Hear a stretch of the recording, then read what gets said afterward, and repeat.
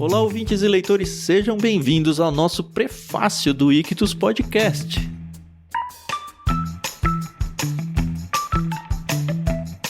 Eu sou o Thiago André Monteiro, @vulgutan, estou aqui com a Carol Simão e com um ilustre convidado que, não sei nem se dá pra chamar de convidado mais, né, da casa, Paulinho De Gaspari. Já abro a geladeira, já ponho o pé em cima da mesa de centro, cara, já tô em casa.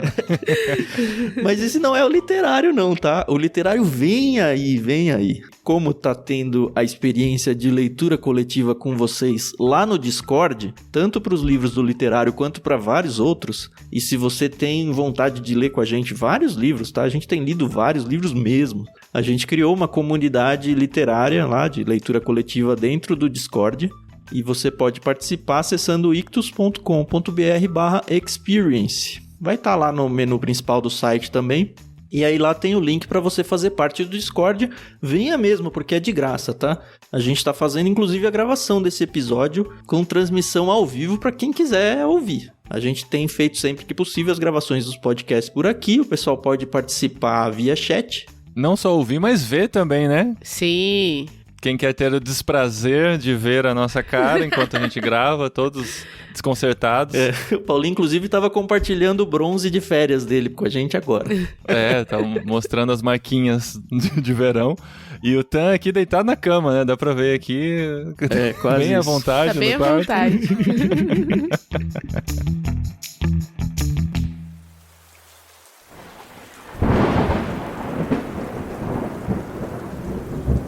Mas a gente veio aqui por quê? Agora em setembro, a gente vai ler pro literário o livro que já foi divulgado no literário, que eu espero que você já tenha ouvido, né? Acabou de sair aí, tá fresquinha no feed tanto do Irmãos.com quanto do Ictus. O livro recém-lançado, é esse? É, exatamente. O livro tá fresquinho. O episódio do literário está bem fresquinho, né? Mas o livro que a gente decidiu ler é A Volta ao Mundo em 80 Dias, do Júlio Verne, ou Jules Verne, se alguém quiser ser mais purista aí. Estão lançando edições assim agora, né? Com os Jules nomes, né? Verne, Jules, o nome original. Eu gosto, eu acho bem legal.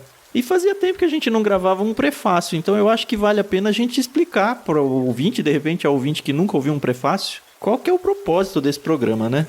O prefácio, na verdade, é um programa, assim, onde a gente vai falar um pouco sobre autor e obra, mas sem dar spoilers. É só pra você ter aquele gostinho, né, de, poxa, quero ler, quero ouvir, e livre de spoilers, então tá bem tranquilo pra você ouvinte acompanhar a gente.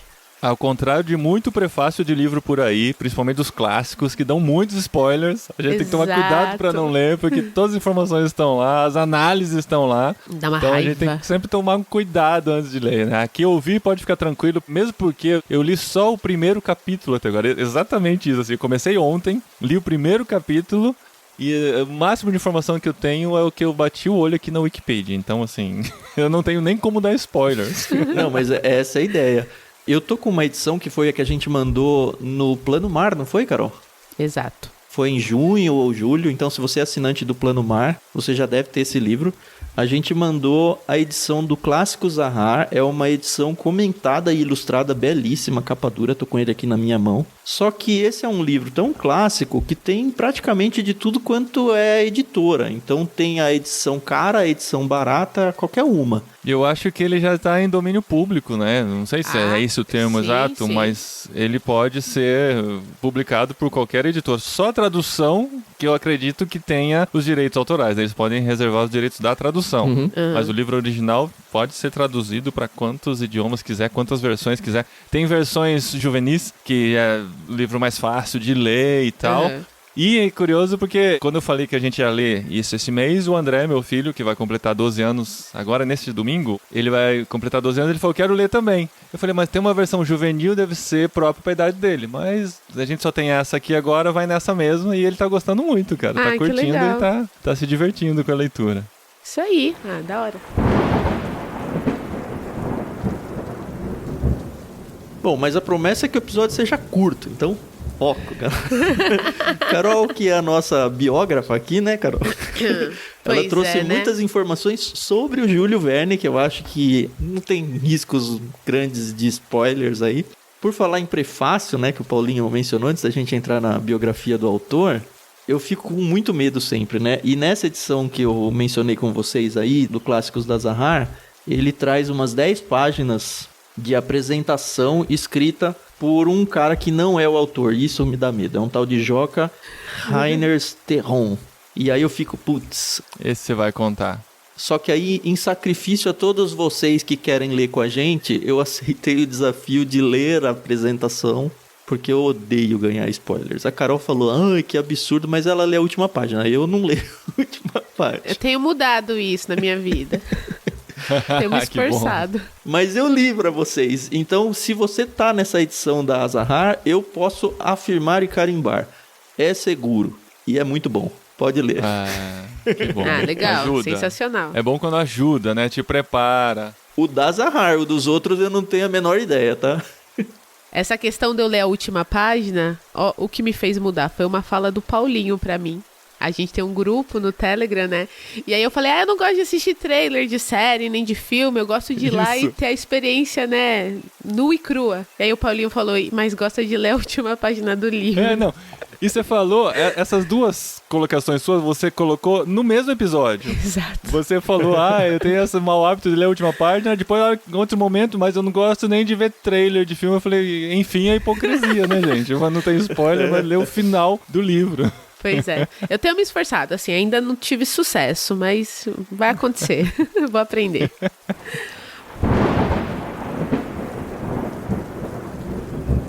Mas vamos lá falar sobre o nosso querido Júlio Verne. Eu vou abrasileirar aqui, porque como ele é francês, não quero errar aí a pronúncia. Se fosse espanhol, ia ser mais fácil, né? Julio, mas não é.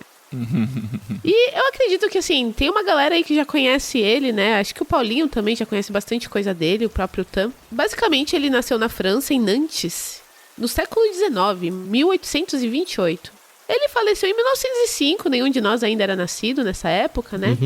Aliás, nem minha avó era nascida nessa época, então não pegamos essa fase boa, né, de Júlio Verne. Mas o mais interessante da biografia dele é o quão precursor ele foi na literatura dele. Não só na escrita, mas no sentido de trazer nas suas obras invenções que só foram criadas no século XX.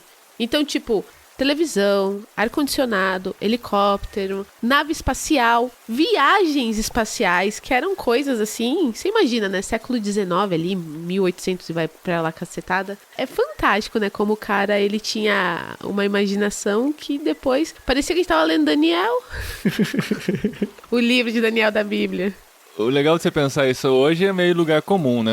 Você pensar em viagens espaciais, viagem ao fundo do mar, viagem ao centro da Terra, mas nesse momento era totalmente desconhecido. Sim. Não se conheciam as profundezas do mar, não se conhecia fora da Terra, além das observações que se podia fazer. O centro da Terra também, né? Até hoje a gente não tem, assim, totalidade das informações e tal, né? Porque não se pode chegar tão profundo. E ele especulou sobre tudo isso, né? Nossa. E de uma maneira muito criativa, bem interessante. Muito. A família dele era uma família burguesa, ele era filho de um advogado e a mãe dele era filha de um contador. Eu acho engraçado isso, né? Que o pai tem profissão, mas a mãe é filha de fulano, né? É, da época, bem. né, Carol? Que dó. Eu sei. Você não é filha de pastor? Né? Tá certo. Antes de você seguir com a família dele, essa apresentação que eu mencionei, ele abre assim que uma frase que eu vi em alguns lugares, é meio que uma alcunha do Verne, tá? O homem que inventou o futuro. Olha que legal. Dentro da linha do que a gente estava falando. E tem muita gente que acha, ou pelo menos considera ele, como o pai da ficção científica. Sim, Se bem que o comentarista aqui que faz a apresentação, ele fala, não, olha, teve Mary Shelley, que um Frankenstein, que é um livro que a gente precisa trazer uma hora. Mas ela era mulher, né? Infelizmente. Pode Era ser mulher, isso, né? Não... Desconsidera, né?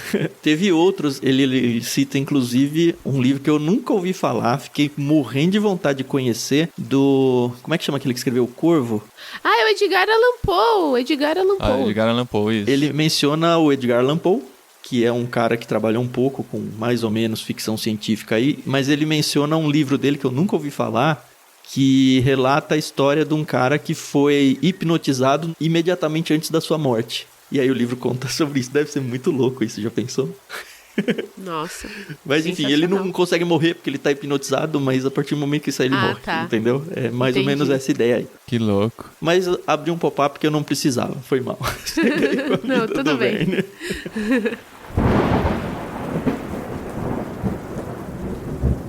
Então, o Verne cresceu numa família abastada, então ele nasceu ali em Nantes e foi criado em Nantes. E aí, nas férias, ele ia para casa de veraneio da família, ele conseguiu estudar aí em bons colégios católicos. E aí, naquela fase da faculdade, ele foi mandado para Paris.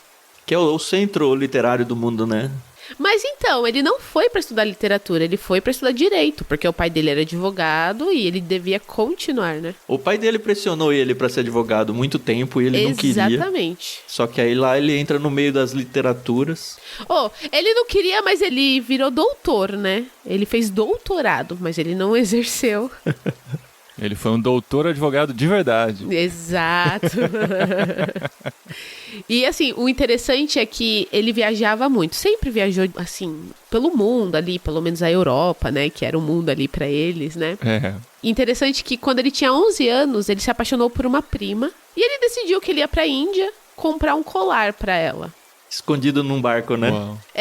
Só que o pai dele descobriu, deu uma senhora surra nele, né? Naquele tempo... Os pais faziam isso. Ainda fazem. A Só polêmica, que se me conta, a polêmica. né? Não põe na internet. E aí, ele ficou meio frustrado com essa situação, tal. Mas a prima não gostava dele, né? Nunca rolou nada, né? Tava querendo convencê-la a gostar, né? Com um presente através de tão presentes, especial. né? Mas aí depois ele se mudou pra Paris, né? Foi fazer a bendita da faculdade que o pai dele queria e tal.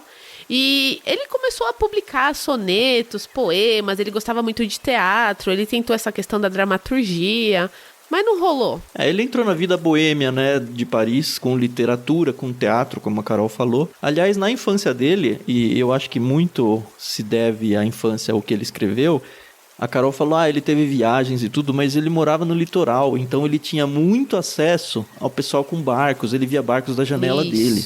Então, essa ideia de viagens marítimas e histórias, ele se apoiava muito em estivadores, em marujos e essa galera toda. E acaba fazendo ele, né? Não tem jeito. Ah, com certeza. Então, esse conhecimento de viagens, ele vai trazer para a literatura dele, né? Então, isso é muito importante. Lá em 1857, mais ou menos, ele se casa. Ele se casa com uma viúva que já tinha 2 filhos. O nome dela, Honorine. Novinha ela, né? Ela era bem novinha. E já era mãe de 2. E aí eles têm um terceiro filho dela, o primeiro filho dele, né? O Michel. Michel Jean-Pierre Verne. Bem francês, né? Que apesar de ter vários barcos do Verne com o nome do filho, ele não gostava muito da família. Não sei se você pesquisou isso aí. Na verdade, ele buscava um casamento porque ele queria ser escritor e autor. E aí ele não tinha dinheiro, apesar da família dele não ser pobre nem nada.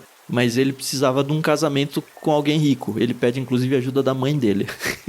Pra ser a alcoviteira, né? E achar uma mulher rica pra ele poder encostar e viver a vida de autor. Uau. Faz parte, né? E conseguiu, né? Quem nunca? Ela vai, mas assim, não por amor. Eles têm um casamento de fachada em muito pouco tempo. Ele, inclusive, perde o dia de nascimento do Michael porque ele tá numa viagem com um amigo dele. Ele começa a viajar porque o casamento dele já tá em frangalhos. É uma pessoa tudo arrebentada na vida. A gente normalmente coloca esses grandes autores como heróis e pessoas de referência na vida. Não é o caso do Verne, tá? A maioria não é assim. Ele também teve muitos problemas com o filho dele, mas isso aí mais pra frente a gente cita. Em 1863 ele lança o primeiro grande sucesso dele, né? Que é 5 Semanas em um Balão. Sim. E aí o pessoal gosta muito dessa questão da temática de viagens, de exploração. Ele tem conhecimento de geologia, de paleontologia, mineralogia. A gente viu muito isso no Viagem ao Centro da Terra, né? Que tem literário dele, inclusive. Tem, Que ele lança em 1864, né? Então, ele pegou todo esse conhecimento dele e escreve Viagem ao Centro da Terra, que é um senhor de um livro maravilhoso, né? Todo mundo que leu, assim, pelo menos eu li, eu gostei muito. E eu acho que ele ficou conhecido, pelo menos toda vez que eu ouço Júlio Verne, o primeiro livro que eu penso é A Viagem ao Centro da Terra. Pra mim são esses 4 que eu citei, assim, né? A Viagem ao Centro da Terra, 20 mil léguas submarinas, A Volta ao Mundo em 80 dias, tem um que é do espaço. Qual que é? Ixi, eu não lembro, não. Não, eu acho que eu tô confundindo esse do espaço. Mas tem um aqui chamado Da Terra à Lua, mas não é tão conhecido. Então são esses 3 mesmo. E é interessante que, apesar dele não gostar de escrever com os mesmos personagens, tem um personagem que aparece em 2 livros dele. O livro que aparece é o 20.000 Léguas Submarinas e a Ilha Misteriosa, que é o Capitão Nemo. Não sei se vocês conhecem. Peraí, o Capitão Nemo não é do Moby Dick? Não, Moby Dick é outro. O Capitão Nemo é o do Nautilus, do submarino. Era. O 20.000 Léguas Submarinas, né? Do Capitão Nemo. Isso aí. Ah, tá. Caramba, eu sempre tive essa informação errada na minha mente. Não, o Capitão Nemo era o do Moby Dick. Não, você não assistiu agora, a Liga Extraordinária? Excelente filme do Sean Connery, né? O último, né? Despedida do Sean Connery. Né?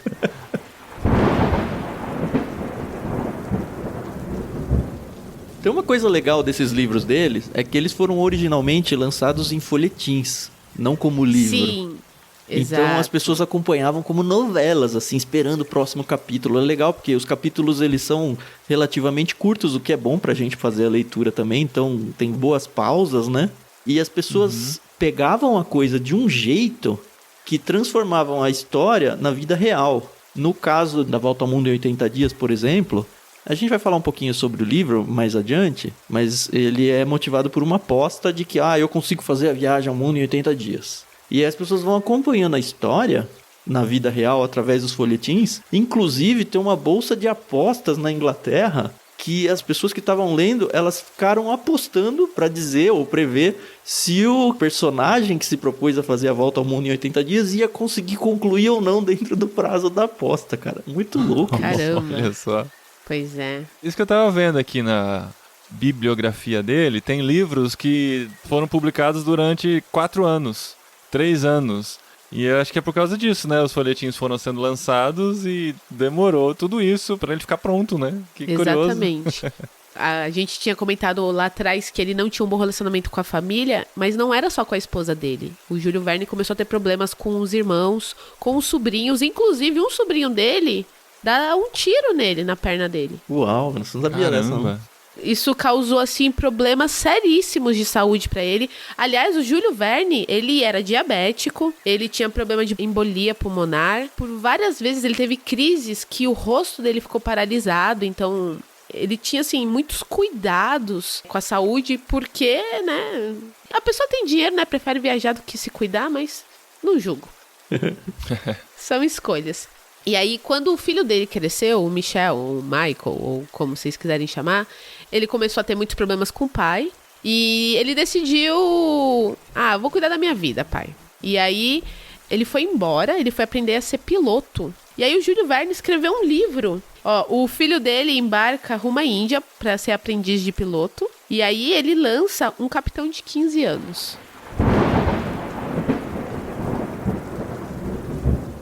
Ele recebeu grandes honras, né, grandes prêmios. Ele fez parte da Academia Francesa de Letras. Também recebeu o título de Cavaleiro da Legião de Honra. Uau! E assim, ele acabou tendo muitos problemas financeiros, porque as tiragens dos livros dele começaram a cair, outras coisas surgiram, né? Então, esse é o problema, eu acho, de quem publica só um estilo, né? Porque fica muito preso a isso e tal... Mas são escolhas. É a vida dele, né? Cansa, né, gente? Ficou tanto tempo. Pois é, mas a Agatha Christie não passa por isso, né, gente? Né? Ele publicou por quase 30 anos, de 1863 a 1891. Quase 30 anos. Manter-se lá em cima, né? Não é só hoje que as pessoas que não dá pra viver muito da literatura, né? Naquele tempo ele já passava por seus problemas. Mas ele vingou como autor mesmo quando ele conheceu o editor chamado Hetzel, que é o cara que fez o nome dele, né? Como autor. Sim, você sabe através de quem ele conheceu o Hetzel? Ele conheceu o Hetzel através do Alexandre Dumas, que é autor do que legal. Conde de Monte Cristo. Então, só Alexandre Dumas, né? Eu queria tanto ter umas amizades assim, sabe? Pra me apresentarem aí, ó. Que faz a sua vida, né? Faz a sua carreira. Exato. Mas eles foram amigos próximos até, assim, a vida literária toda dele, né? Sim, ele foi o único editor dele.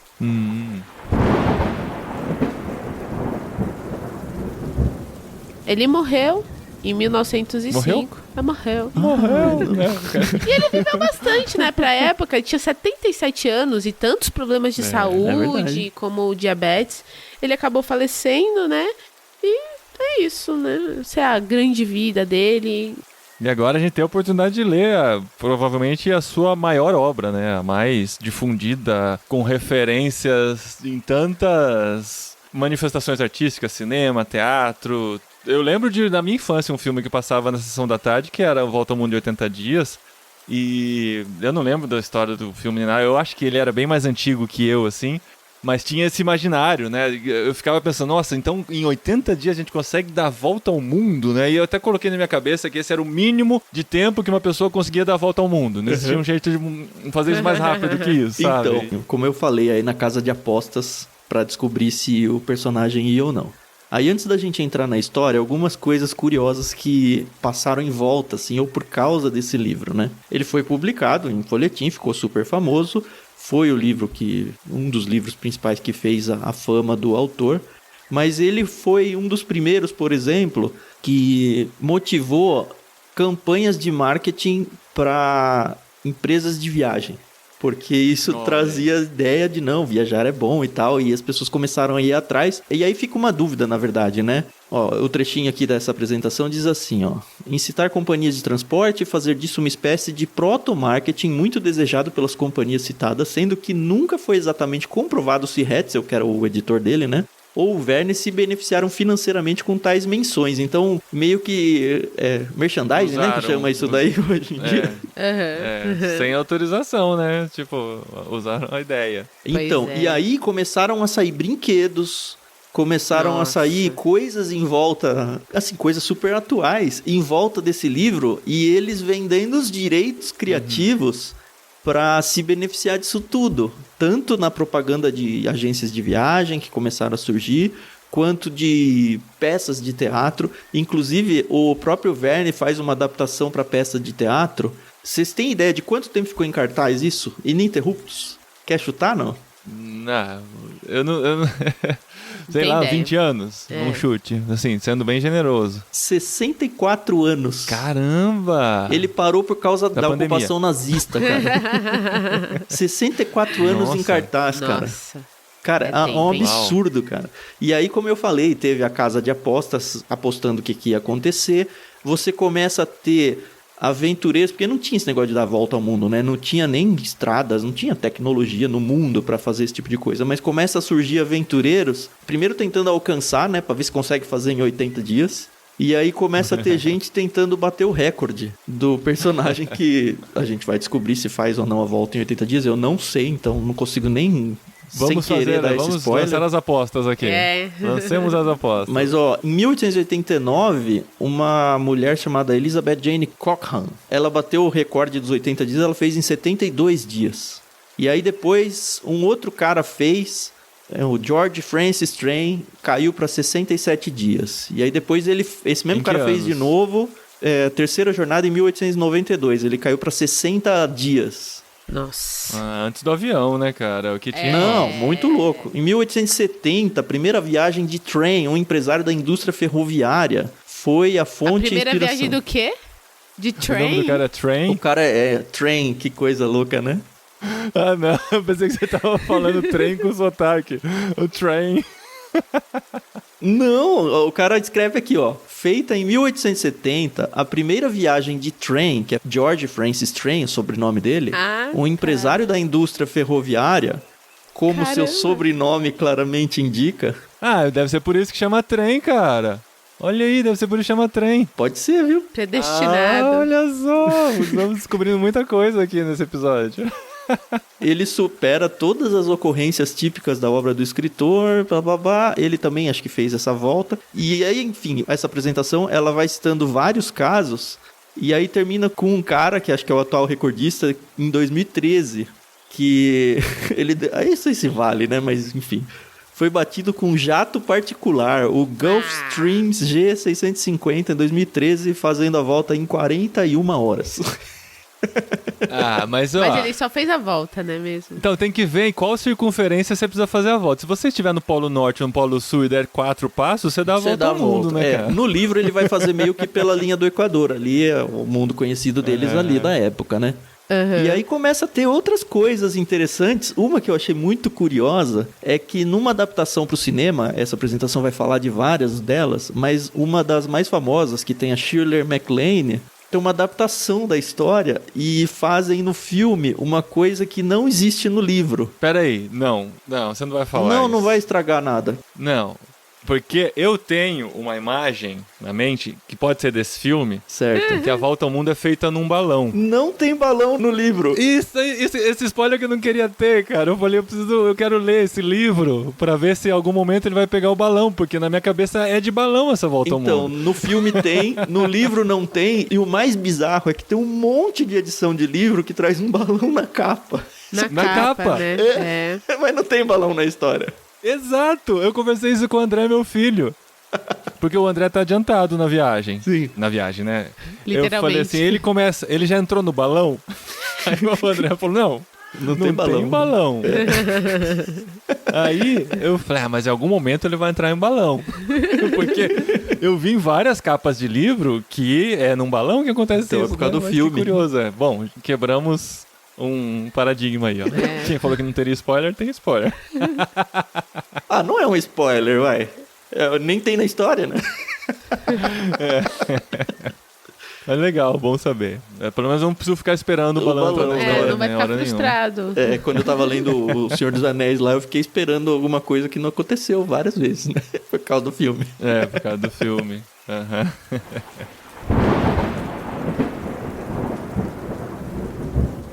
Enfim, a história, assim, ela é muito simples. Tem um cara muito metódico, que é o Phileas Fogg. Ele é um cara rico, super metódico, inclusive com muitos pontos de contato com o próprio Júlio Verne, com o jeito metódico de ser do Júlio Verne, que contava os passos da casa dele até o escritório, esse tipo de coisa. Então, é meio que um alter ego dele.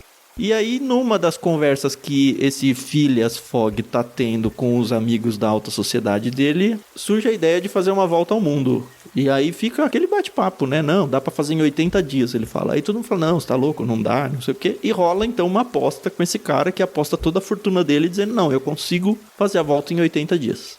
Ele tem um funcionário recente dele, que eu não sei se eu vou falar certo o nome dele, que é o... Passepartout. Passepartout, isso aí. O engraçado, eu li o primeiro capítulo, né? Aí ele fala assim que o objetivo dele era perder esse apelido de Passepartout, que significa chave mestra, faz tudo, né? Mas aí quando você pesquisa sobre o livro, ele tá apresentado como Passepartout. Então você já sabe que ele não perdeu esse apelido, né? Esse sobrenome. E aparentemente esse cara é contratado e fica feliz por saber que o Phileas, ele é super metódico. Ele fala, eu quero um emprego que eu saiba exatamente o que eu vou fazer todo dia e aquela mesmice da vida. Mas no fim, enfim, ele se envolve com uma viagem ao mundo e não dá nada certo no sentido de que o emprego foi muito longe daquilo que ele queria. Paralelamente, parece que houve um grande roubo num valor muito grande e um investigador, aparentemente por causa de semelhança física, ele confunde o cara que fez o assalto com o Phileas Fogg. E aí ele começa a perseguir o Phileas Fogg nessa viagem em volta ao mundo aí. Caramba. Pra tentar pegar o Phileas Fogg. Mas o Phileas Fogg, aparentemente, pelo menos, né? Não sei. Não tem absolutamente nada a ver com esse roubo. Então, ao mesmo tempo que tem essa questão de viajar ao mundo, e eu acredito que o livro vai apresentar pra gente várias culturas e vários personagens e tudo mais, tem também essa questão do investigador em perseguição a quem está fazendo a volta, e eu não sei como isso vai se dar, se vai levar para um lado Agatha Christiano de tentar desvendar algum tipo de mistério ou não. Eu tô totalmente virgem nisso e eu quero estar. Exatamente. E é só até aí que eu ousei ir, sabe? Eu acho que mais do que isso Legal. ia estragar a coisa.